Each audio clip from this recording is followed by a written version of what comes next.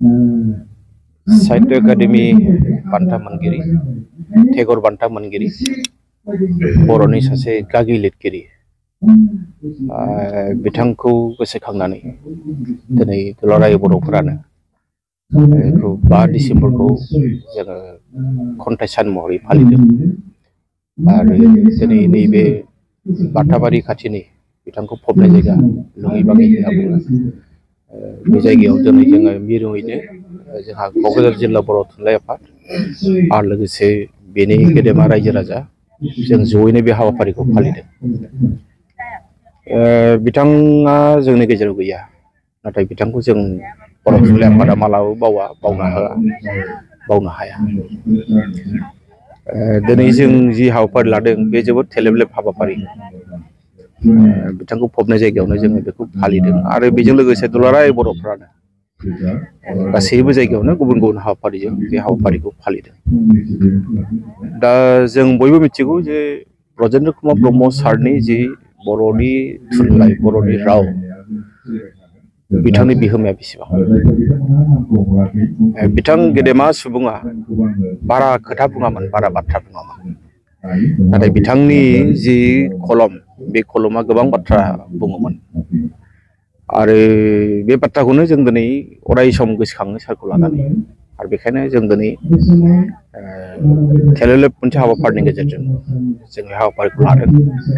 जोङो फुंनि जि बर' थुनलाइ आफादनि गोथार फिरफिला बेखौ बिरहोदों आद्रायै बर' थुनलाइ आफादनि मानिजाथाव आफादगिरि सार बिथाङा बेनि उनावहाय जोङो जोंनि रुंसारि ब्रजेन्द्र कुमार ब्रह्म सारनि फबनाय जायगायाव बिथांनिनो अनजालि बिसि कौसला ब्रह्म बिथांनि गोथार आखाइजों बिबार बावजेनो आरो बिनि उनावनो जों मोनसे फिसा मोनसे मेलबो जों लादों बेवहाय जोंनि खन्थाइगिरिफोरखौ लानानै आरो बे हाबाफारियाव जोंहा बिटिआरनि मानिजाथाव सासे मावफुं सोद्रोमा रन्जित बसुमतारी बिथाङाबो सौफैदों बिथाङा बेखेवनानै होदों आरो खन्थाइ आवरायदों। बर' कसारि वेलफेयार अट'नमास काउन्सिलनि मानिजाथाव मासिगिरि अनिल बसुमतारी बिथाङा बेसेबांबा गोजाननिफ्राय फैनानै बेवहाय बाहागो लाफैदों। जोंहा दुलाराय बर' फरायसा आफादनि बुंथिगिरि जोंनि बयनिबो आंगो अबित नार्जारि बिथाङाबो बाहागो लादों। गोबां लिरगिरि बेवहाय बाहागो लादों।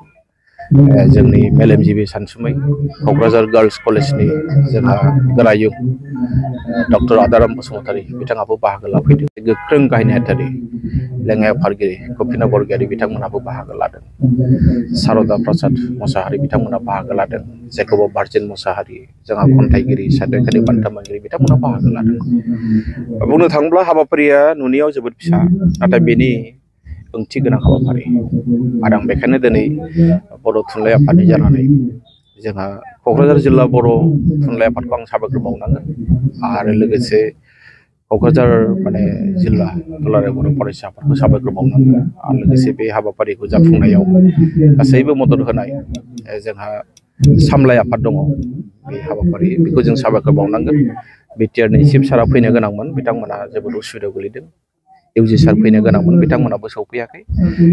बिथांमोना गासैबो गुबुन गुबुन खामानियाव बेस्थ' नाथाय अब्लाबो जोंनि हाबाफारिया जोबोद समायना जादों ओंथि गोनां जादों आरो ब्रजेन्द्र कुमार ब्रह्म सारनि बे दिनैनि जि फबनाय बा थैनाय साना बर' थुनलाइफोरखौ अराय सम थुलुंगा होयो।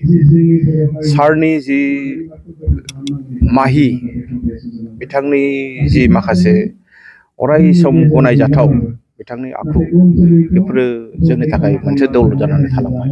जों बिथांखौ बावनो हाया। बर' थुनलाइ आफादा अराय सम गोसोखांगोन। जेब्लासिम बर' हारि थागोन ब्रजेन्द्र कुमार ब्रह्म सारनि मुङाबो गोथाङैनो थाबाय थागोन। बेनि थाखाय बिटिआरनि चिफ मानिजाथाव प्रमद बर' बिथांनिसिम जोङो सावरायखांबाय बिथांजों बिथांनो गोसोखां बिलाइबो होनाय जादों आरो जों दा नुनो मोनदों नैबेवहाय मोनसे स्ट्राक्चार जाबाय थादों। बेवहाय ब्रजेन्द्र कुमार ब्रह्म सारखौ बेवहाय मोनसे मुसुखा बेवहाय दोननाय जागोन आरो बेनि अनगायैबो जों दा नुनो मोनदों जे गोबां खामानि बेवहाय मावनो गोनां दङ। बे खामानिखौ फारि फारि मावगोन जों मिजिंथिदों। मुथथे जोङो आसा खालामदों आगोलावबो जों नुनायाव हाग्रामा महिलारि सारनि दिनाव खामानिया एसे जादोंमोन। दा जि आद्रा थानाय खामानि जोंहा प्रमद बर' सारा मावफुंगोन बेखौ जों मिजिंथिदों।